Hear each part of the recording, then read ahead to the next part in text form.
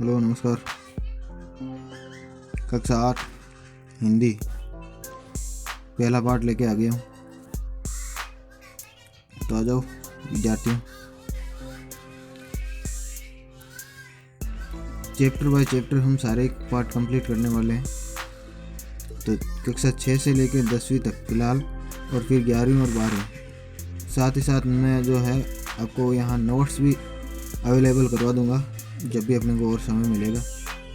Okay, तो channel को like कर देना, शेयर कर देना, पूरा देखना भाई वीडियो को, है ना। बहुत अच्छी काम की चीज़ है। ओके, करते हैं शुरू।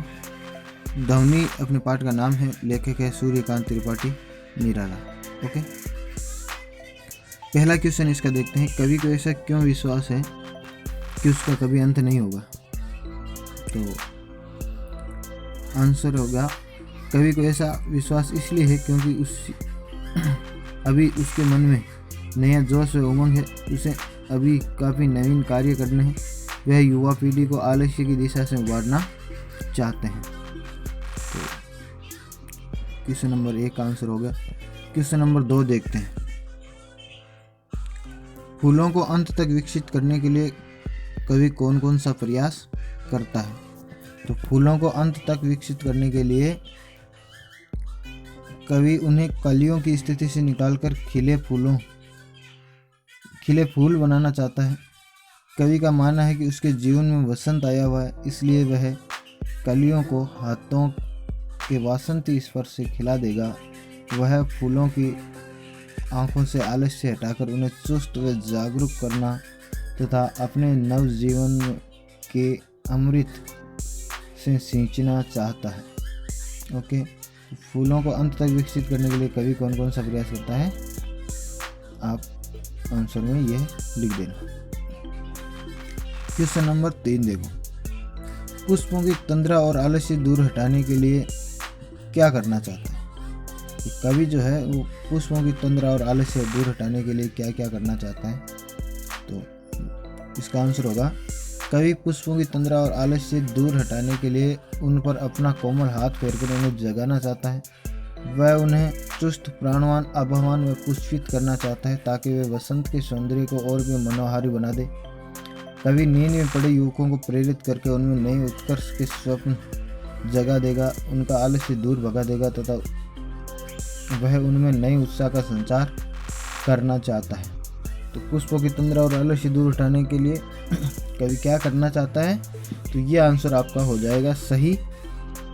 ये पूरा आंसर लिखना है साथियों। जब भी ये एग्जाम आया था, अर्धवार्षिक के एग्जाम में ये प्रश्न आया था आपको। ठीक है, चलो। वसंत को ऋतुराज क्यों कहा जाता है? आपस में चर्चा कीजिए। तो साथियों, वसंत को ऋतुराज क्यों कहते हैं? क्वेश्चन नंबर 4 का आंसर लिखते हैं। वसंत को ऋतुराज कहा जाता है क्योंकि यह सभी ऋतुओं का राजा है। इस ऋतु में प्रकृति पूरे यौवन में होती है।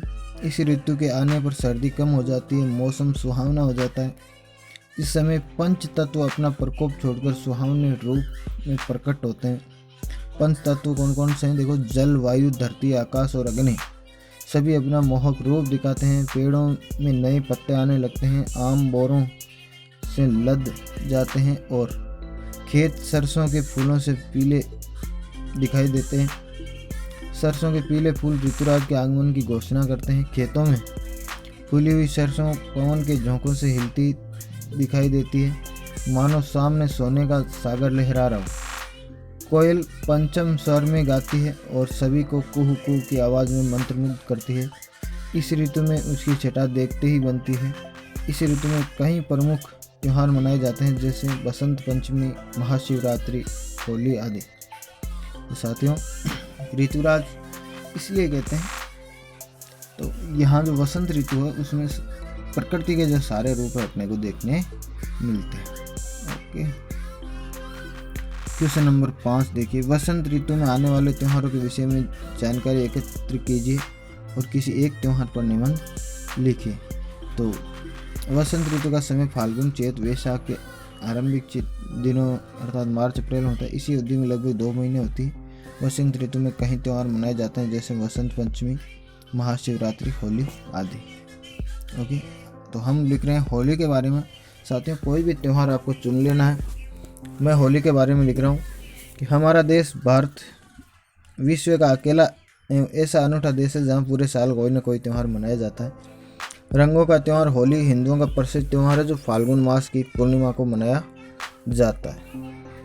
यह त्यौहार रंग एवं उमंग का अनुपम त्यौहार है। जब वसंत आने अपने पूरे यौवन में होता है देने और ग्रीष्म का स्वागत करने के लिए इसे मनाया जाता है। संस्कृत साहित्य में इस त्यौहार को मदनोत्सव के नाम से जाना जाता है। होली के संबंध में एक पौराणिक कथा प्रचलित है कि भगवान विष्णु के परम भक्त प्रहलाद को अग्नि में जलाने के प्रयास में उनकी बुआ होलिका अग्नि में जलकर स्वाहा हो गई। इसी घटना को याद कर प्रतिवर्ष होलिका दहन किया जाता है। दूसरे दिन फाग खेला जाता है। इस दिन छोटे बड़े गरीब अमीर आदि का भेदभाव मिट जाता है। सब एक दूसरे पर रंग फेंकते हैं, गुलाल लगाते हैं और गले मिलते हैं। चारों ओर आनंद मस्ती और उल्लास का समा बंध जाता है।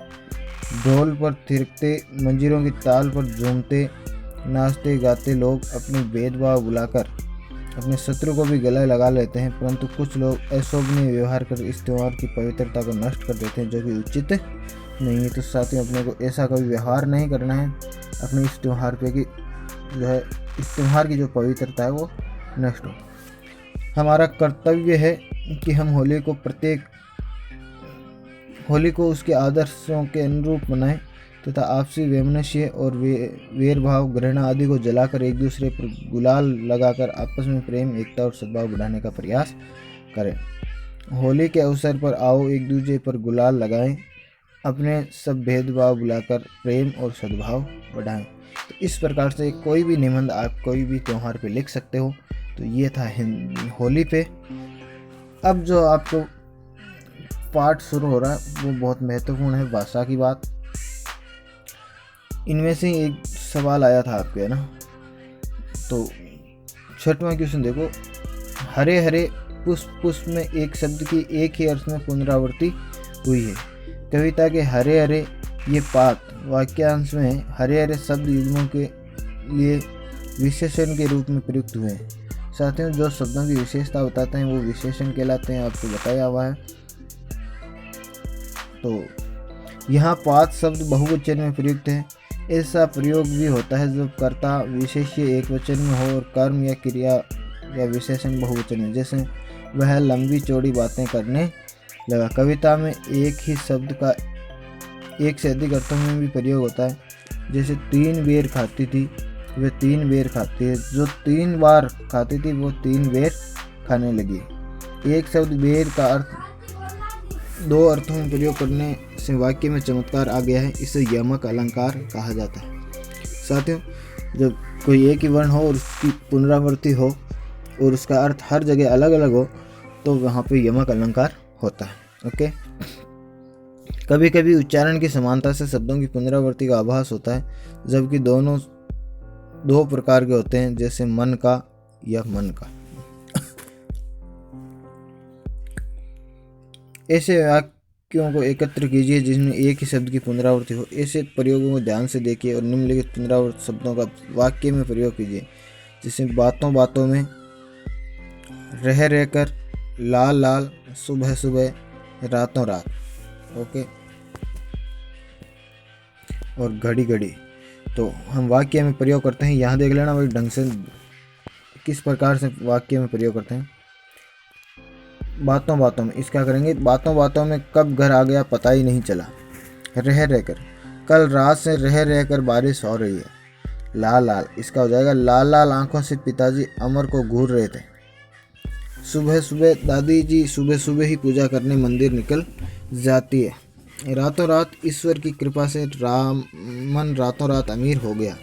और घड़ी घड़ी, इसका हो जाएगा घड़ी घड़ी शिक्षक उसे पढ़ाई में ध्यान लगाने के लिए टोकते रहे। तो इस प्रकार से कोई भी जो है आप प्रयोग वाक्य में प्रयोग करके बना देना। ये था आपका पहले पार्ट का जो चैप्टर है वो, इसके क्वेश्चन आंसर। साथियों वीडियो पसंद आया हो तो वीडियो को लाइक करें, शेयर करें, चैनल को सब्सक्राइब कर दें और बेल आइकन को दबा देना भाई। एक अच्छा सा कमेंट भी डाल देना कमेंट बॉक्स में। Okay, thank you, bye bye.